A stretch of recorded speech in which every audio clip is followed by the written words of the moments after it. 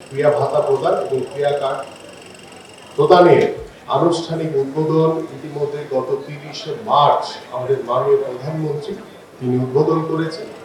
আজকে তার দ্বিতীয় ধাপে 171 জন ক্রীড়াবিদদেরকে আজকে ক্রিয়া ভাতা এবং ক্রিয়া কার্ড ইতিমধ্যে প্রদান করা হয়েছে এবং আমি আশা করি আপনাদের মোবাইলে বোধহয় ইতিমধ্যে মেসেজ চলে গেছে। আপনারা পেয়েছেন মেসেজ? জোরে বলেন, জোরে জোরে।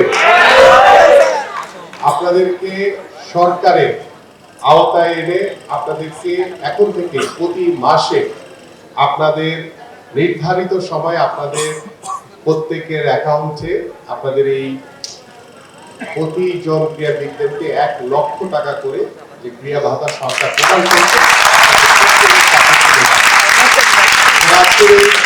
এত সুন্দর একটি অনুষ্ঠানে ইতিমধ্যে আমাদের মাঝে উপস্থিত রয়েছেন আজকের এই অনুষ্ঠানের সম্মানিত সভাপতি, আমাদের যুব ক্রীড়া মন্ত্রণালয়ের সচিব এবং উপস্থিত আমাদের সামনে উপবিষ্ট বাংলাদেশের বরেণ্য ক্রীড়াবিদ, ক্রীড়া সংগঠক, আবার যারা আজকে পুরস্কার পেয়েছেন, যারা আজকে সরকারের আওতায় পেশাগত স্বীকৃতির মাধ্যমে ক্রিয়া ভাতা এবং ক্রিয়া কার্ড ইতিমধ্যে আপনারা পেয়েছেন, সবাইকে জানাই আন্তরিক অভিনন্দন এবং শুভেচ্ছা।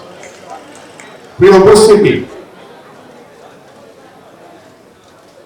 বাংলাদেশের ইতিহাসে আমার কাছে মনে হয় যেখানে অনেক বরেণ্য ক্রীড়া সংগঠকরা রয়েছে। আমাদের মাননীয় প্রধানমন্ত্রী তিনি যেভাবে চিন্তা করেছেন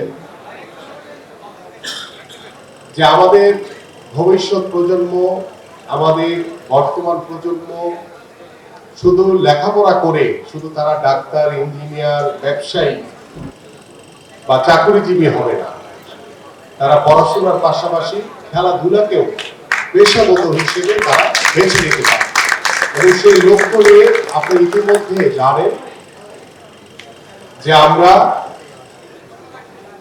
আগামী 2রা মে সিলেটে নতুন কুড়ি স্পোর্টস অনূর্ধ্ব 12 থেকে 14 বছর কিশোর কিশোরীদের অংশগ্রহণের মাধ্যমে আমাদের মাননীয় প্রধানমন্ত্রী নতুন কুড়ি স্পোর্টস একযোগে সিলেট থেকে 64টি জেলা শুভ উদ্বোধন করবেন ইনশাআল্লাহ।